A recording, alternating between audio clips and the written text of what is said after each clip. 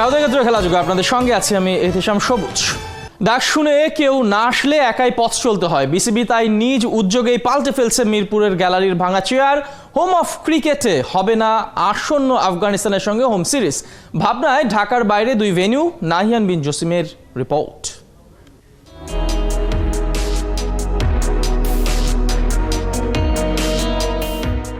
শেরে বাংলা দেশের ক্রিকেটের ঘর বাড়ি সবই, আর দর্শকরা বাংলার ক্রিকেটের লক্ষ্মী। অথচ অতিথিদের আতিথেয়তায় এমন ভাঙা জরাজীর্ণ চেয়ার।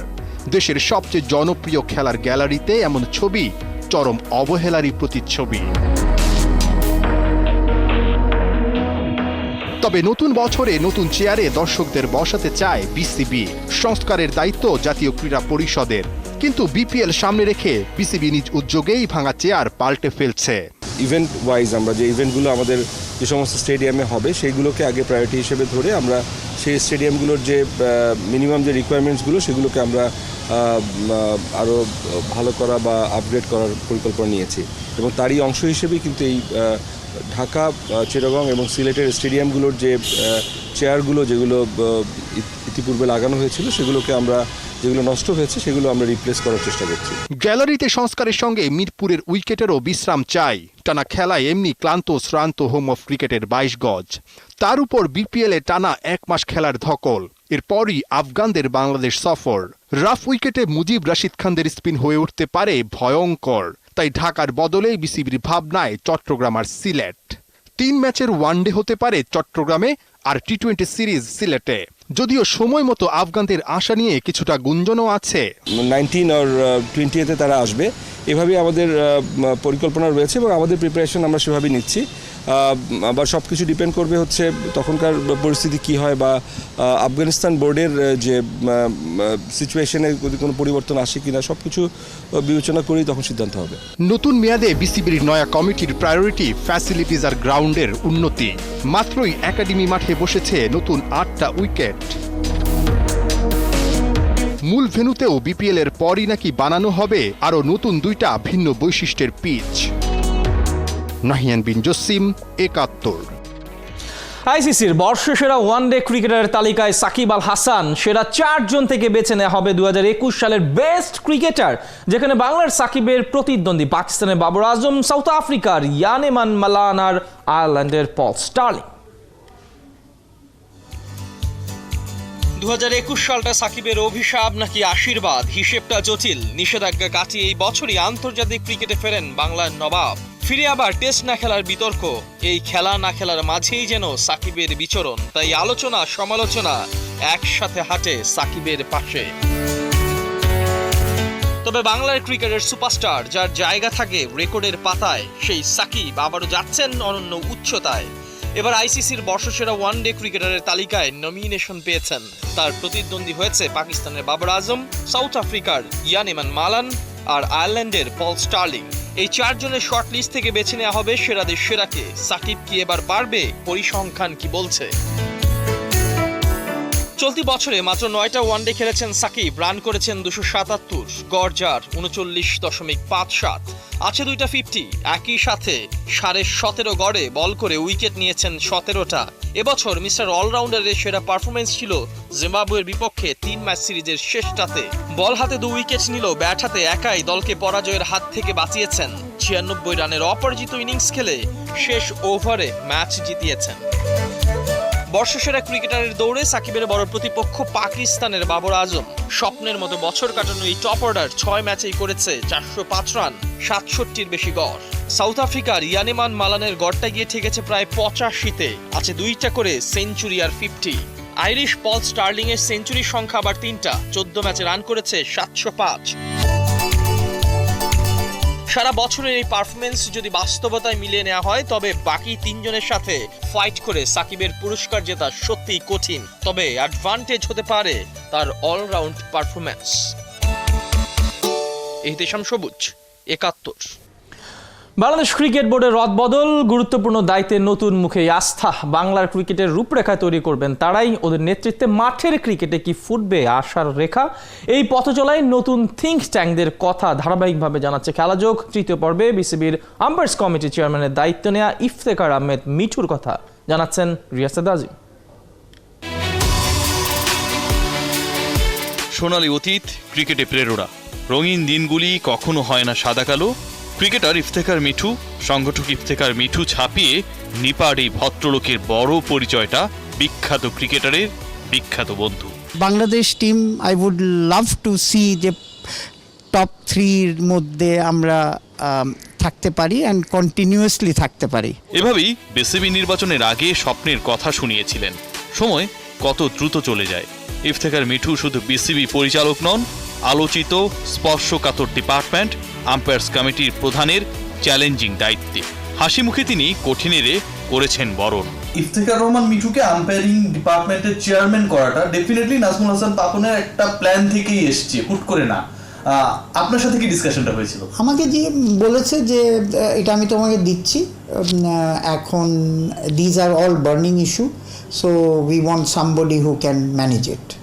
তো এই কথা বলে তো আমিও বললাম যে ঠিক আছে, চ্যালেঞ্জ নিব। এখানে চ্যালেঞ্জে তো রকেট সায়েন্স না।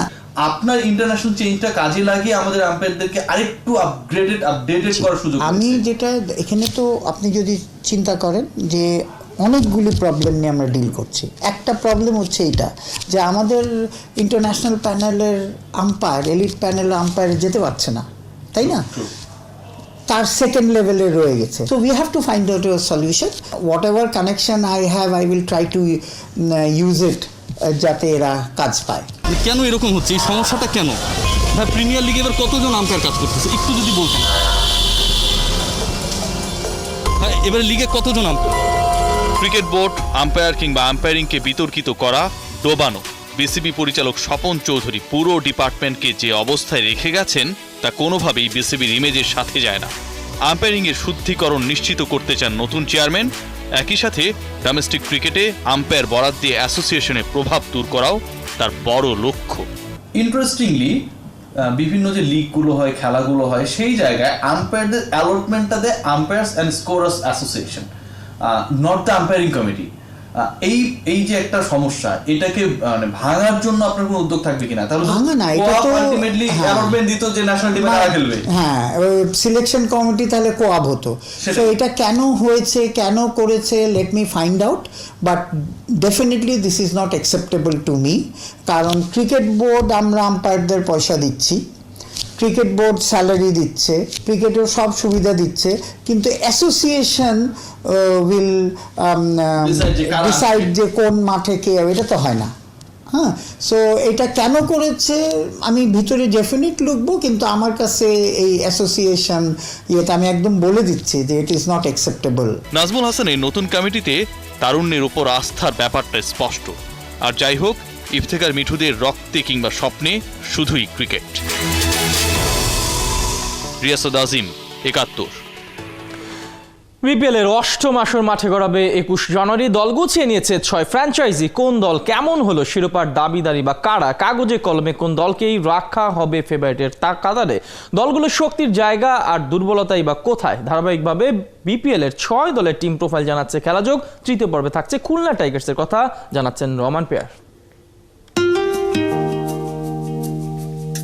সুন্দরবনের প্রবেশদ্বার খুলনা শিল্প, বাণিজ্য, প্রকৃতি ও লোকজ সংস্কৃতির আধার।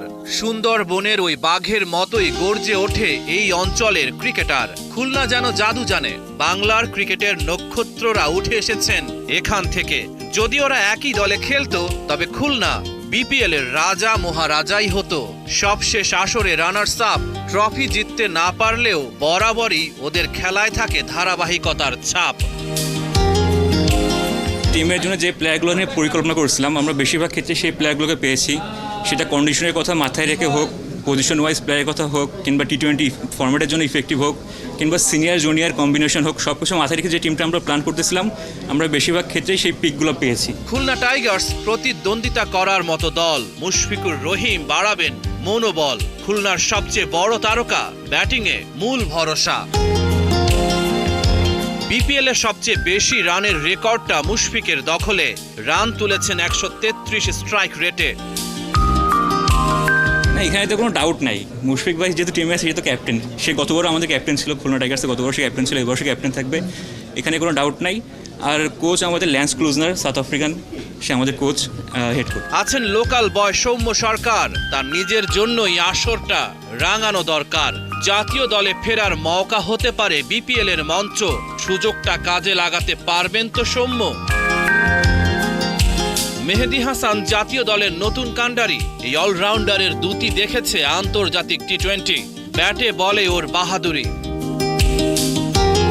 ইয়াসির রাব্বি পাওয়ার হিটার, খালেদ আহমেদ জাতীয় দলের পেসার। সাফল্যের জন্য দরকার হবে দুই তরুণের মেধার। খুলনা টাইগার্সের শক্তি বাড়িয়েছে দুই বিদেশি অলরাউন্ডার। দায়িত্বটা একটু বেশি থাকবে থিসারা পেরেরা, সিকান্দার রাজার। দুজনই পরীক্ষিত পারফর্মার। রহমান পেয়ার ৭১। যুব এশিয়া কাপের ফাইনালে খেলার স্বপ্ন ভঙ্গ হয়েছে বাংলাদেশের। সেমিফাইনালে টাইগার ১০৩ রানে হেরে গেছে ভারতীয় যুবাদের কাছে।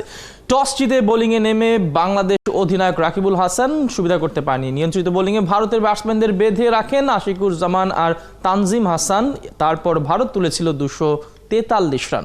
জবাবে ব্যাট করতে নেমে নিয়মিত বিরতিতে উইকেট হারতে থাকে আইচ মোল্লার। আরিফুলের ৪২ রান পরাজয়ের ব্যবধানটাই কমিয়েছে শুধু। দুবাইতে শুক্রবার ফাইনালে ভারতের মুখোমুখি হবে লঙ্কানরা। ভালো যার সব ভালো তার, এই নীতিতে যদি বিশ্বাসী হয় তবে বাফুফের লেটার মার্ক, আর শুরু থেকে শেষ অবধি যদি মূল্যায়ন করা হয় তবে তো পাশ মার্কই হয় না।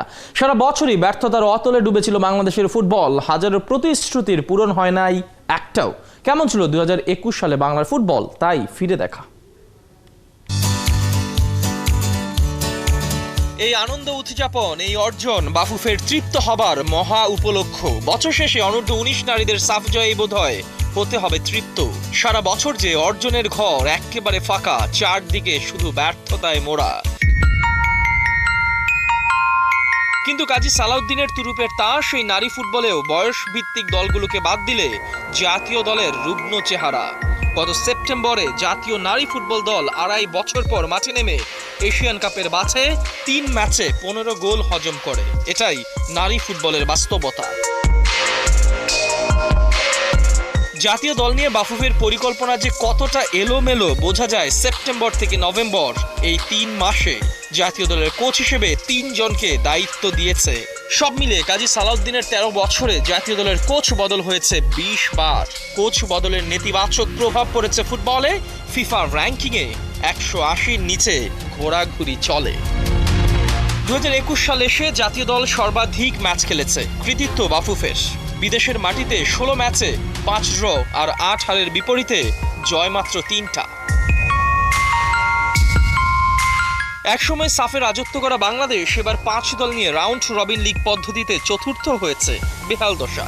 বিশ্বকাপ বাছাইও একই অবস্থা। ৮ ম্যাচে ৬ হার ২ ড্র নিয়ে বাংলাদেশের অবস্থান সবার নিচে। জুনে বিশ্বকাপ বাছাইয়ের বাকি ৩ ম্যাচের আগে জামাল ভুঁইয়াদের কোনো প্রস্তুতি ম্যাচেরও ব্যবস্থা করে দিতে পারেনি বাফুফে। নভেম্বরে জাতীয় দল সবশেষ খেলেছে শ্রীলঙ্কায় ৪ জাতির টুর্নামেন্ট, যেখানে র্যাঙ্কিংয়ের ২০৪-এ থাকা শ্রীলঙ্কার কাছে হার।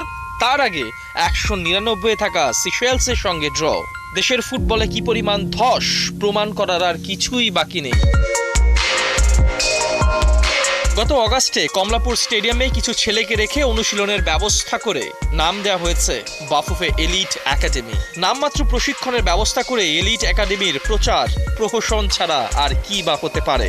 চলতি বছরেও মাঠে গড়ায়নি খেলোয়াড় তৈরির পাইপলাইন হিসেবে পরিচিত পায়োনিয়ার ২য় ও প্রথম বিভাগ ফুটবল লিগ। আর জেলা লিগের কথা তো বাদই দিলাম। নির্বাচনের আগে সালাউদ্দিনের ঘোষণা করা ৩৬ দফা ইশতেহারের একটাও কি পূরণ হয়েছে এবছর? তবে কি এভাবেই বছর আসবে বছর যাবে আর ফুটবলের সেই ভাঙা রেডিও বাজতেই থাকবে? ইহতেশাম সবুজ, ৭১। এই পর্যায়ে জানাবো সারা দিনের টুকরো খবর এবং সেটা জানাচ্ছেন আমাদের সহকর্মী অর্ণব বাপি। বছরব্যাপী নানা আয়োজনের মধ্য দিয়ে ঢাকা ওআইসি ইউথ ক্যাপিটাল পালন করেছে যুব ও ক্রীড়া মন্ত্রণালয়। বিশ্বের বিভিন্ন দেশের প্রতিযোগীদের সাথে পাল্লা দিয়ে বাংলার যুবারাও জিতে নিয়েছে সম্মাননা। সেই অর্জনের আনন্দ ভাগাভাগি করেছে পরিবারের সাথে।